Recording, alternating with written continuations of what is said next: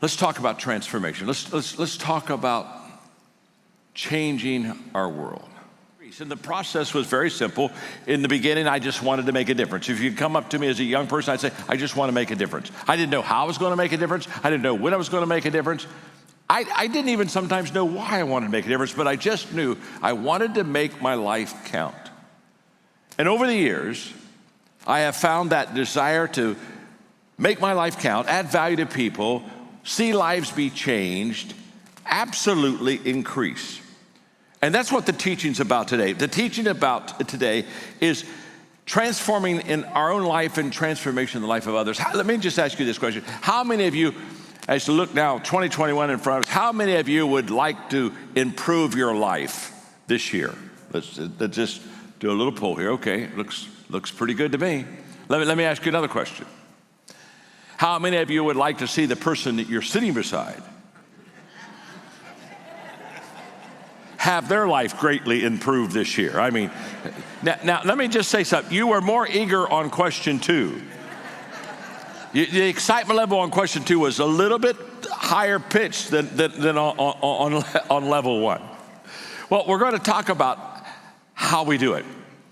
And we have choices. When we don't like what's happening, we have one of two choices. We can either curse the darkness or we can turn on the light. And what we need to understand is that cursing the darkness improves no one's life. But if we turn on the light, all of a sudden we have a way that we can bring incredible, beautiful life change to other people. And I want to encourage us in this teaching today to turn on the light.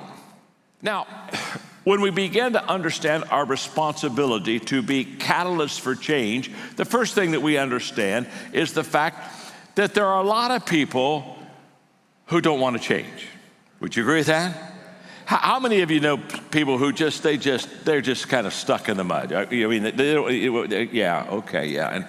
And I'm going to ask the question. You know it's coming, don't you? How many of you are sitting beside that person right now? Okay, don't go there. Just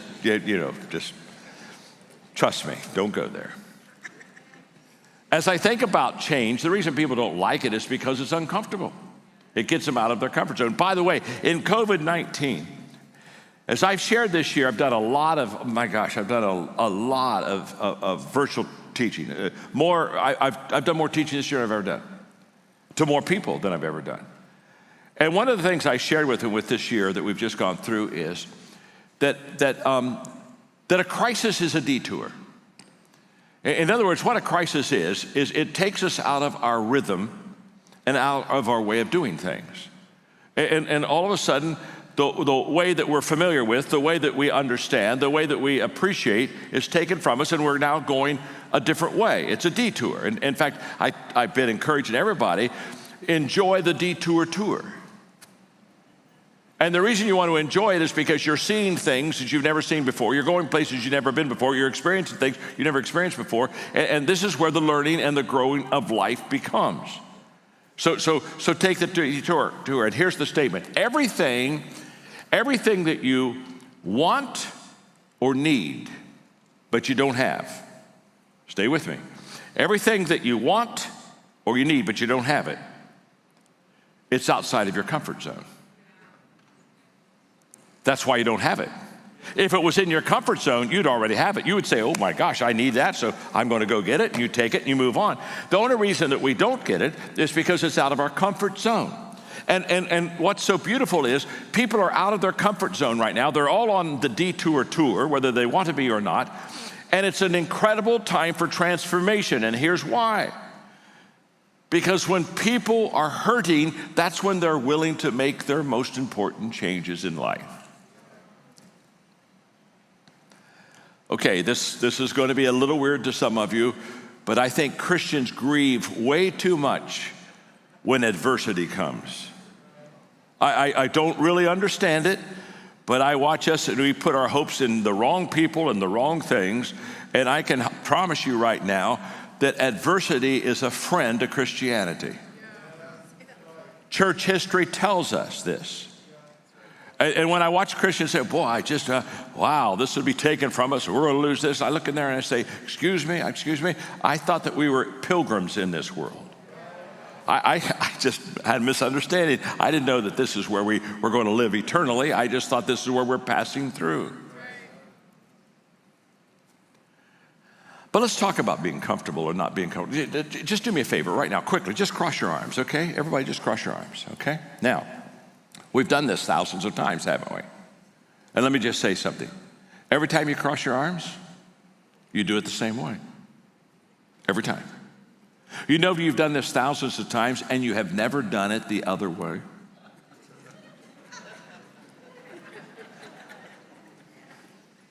Okay, let's do it the other way.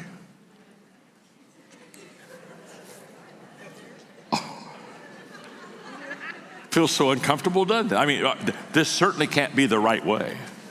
Now, I say that because people change in 4 different seasons.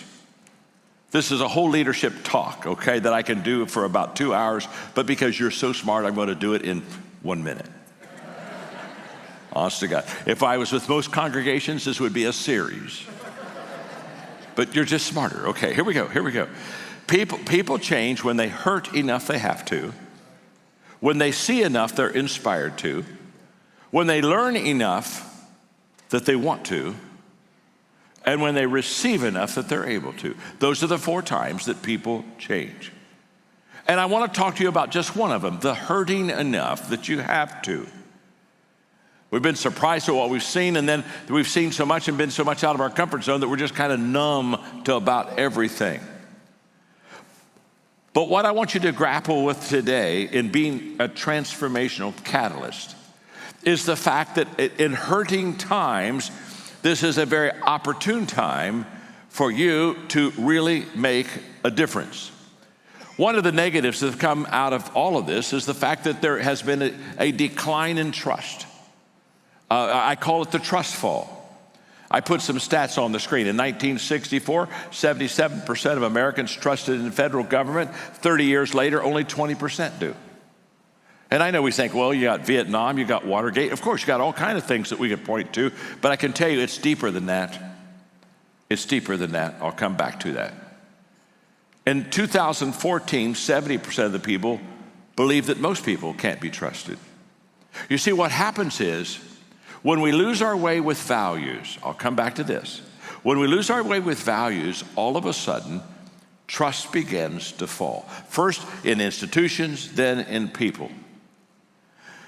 As I've traveled the world, the difference between countries and cultures that do well and countries and cultures that don't do well is what I call the trust factor.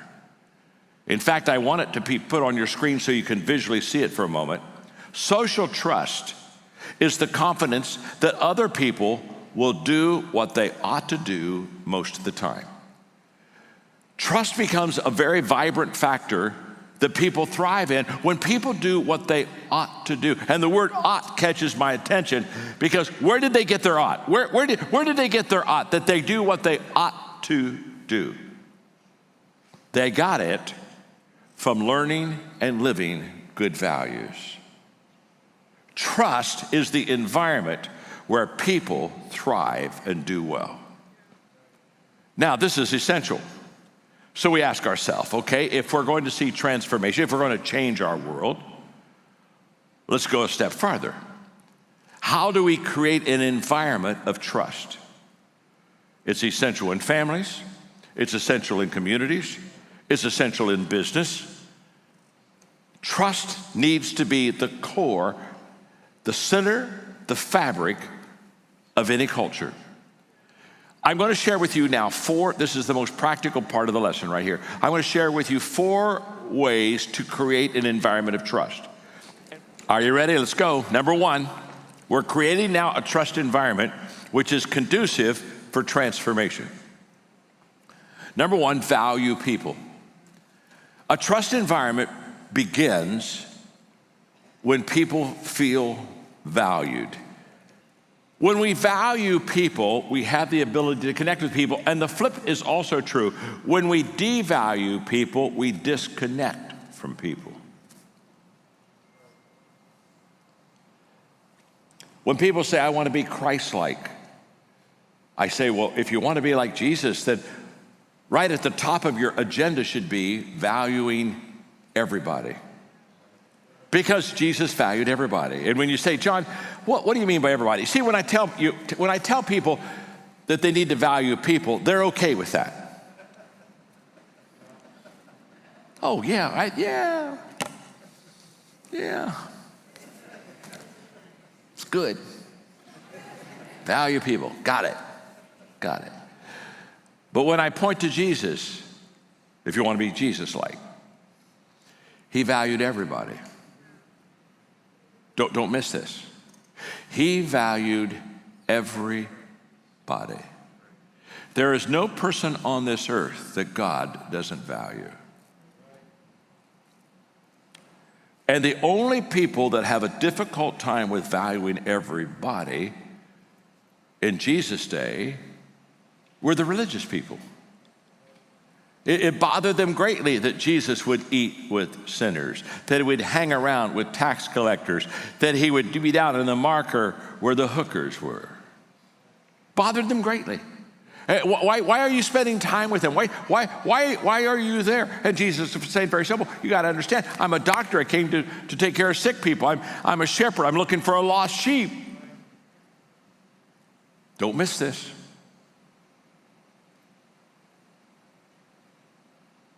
Everybody. There is something engaging and connecting when people that are different than you and me know that they're unconditionally loved by you and me. And to be honest with you, this is where we have, as Christians, utterly failed. When people look at us so many times, they don't see us with unconditional love.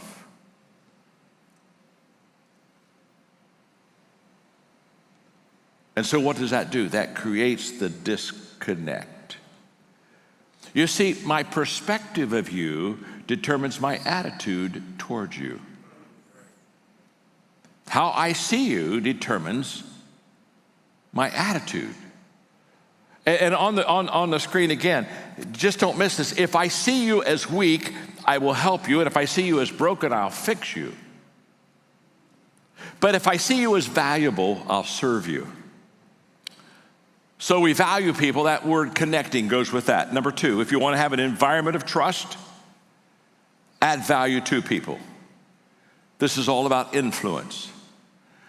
This is where now I began to increase my influence by adding value to people. Let me give you an example. When I was a pastor, and I was writing books, and much to my surprise, when my publisher shared with me that my books were being written by the business community much more than the Christian community, I was totally surprised. I had no idea. I was shocked beyond belief. And at that moment, I felt called to go and have as my mission field the secular community. It was at that moment that I knew that I would not pastor much longer, that I would have to spend the rest of my life basically with lost people. And so I began to ask myself, how do I connect with these people? How do I influence these people? And I realized the only way to influence them people and grow in influence strength with them is to add value to them, help them grow their business, help them grow leaders, help them develop. And so I put 100% into helping people, serving people, adding value, making a difference in their lives. Don't miss this. We increase our influence with people by serving them and adding value where they are, no strings attached. Number three, if you want to create this type of an environment, you have to live good values, and that's all about attracting people. And when you put the law more important than the values, you diminish the values. I have no time tonight to talk about how we have missed it in America because we've lost our way with values. And we think that legislation will make a difference in people's lives. If the law makes such a difference in people's life, we didn't need the New Testament nor Jesus.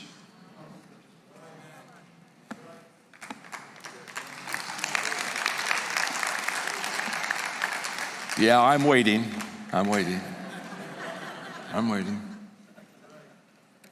We lost our way when the laws of the country became more important than the values in a person's life. Trust me. And we won't find our way till we go back to values. Which gets me number 4, share good values. That's where the transformation begins, when we share good values. And the 4 ways to create this kind of an environment: value people, add value to people, live good values, share good values. It's all there, folks. It's all there. It's all about values. Go back with me for a moment to 2001. I get a call from Time Warner. That's my publisher. They asked me to come to New York City for an evening. I went to New York City. We're having a long dinner. And Time Warner asked me, they said, John, because of Enron. Remember Enron?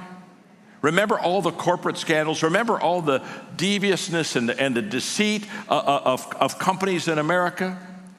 And so we're having a dinner, and they said, John, we've looked at all of our authors, and we want somebody to write a book on business ethics, and we picked you. Would you write a book on business ethics for us? And I looked at him and I said, I can't do that. And they said, well, why not? I said, well, there's no such thing as business ethics. Well, what do you mean? What do you mean? And they went back to all the, no, I got all of it. I got Enron. I got this. I got the picture. There's no such thing as business ethics. There's just ethics. They said, well, would you write a book on ethics? I said, well, I'll try. I'm not sure I can. In a culture that has no absolutes, that's not an easy thing to do. And so I began to ask myself, how will I write a book on ethics? And after about a month working with my writing team and all of our creative people, we came up with an amazing thought that I believe God gave us, and that is, teach the golden rule. Treat others as you would like to be treated. The golden rule is in every culture and every religion in the world. That's a value. And we began to go down the values path, and it was life-changing for me, because all of a sudden I realized Enron will never be straightened out, or anyone else will never be straightened out, because there's a law on the books. Let me tell you something. If you lack values, you will figure a way to get around the law. Again, it's not an outside issue. It's an inside issue. When it comes to transformation and changing your world and values, I know the answer. I know the answer. In fact, the reason I'm so passionate about it is I know the answer because I've done it now for 25 years with millions of people, and it works. And I wish you could be with me. I wish you could be with me when teachers who've been using our values curriculum in their public schools have talked about the change in their students' life. In 3 weeks, they say they can see the change in their students after. And by the way, we have 5 million kids in public schools with our values training, and we've done it international, and we're getting ready to bring it to America. And every time I say that, somebody says, well, you'll never get the government to approve. My folks looking at me, listen to me, my name is John. I don't care. The education system is so broken down, it's so hurting. They're starting to look for other answers because they don't have the answer. When people begin to embrace good values, the next thing they are ready to do is hear the good news. But you start with values.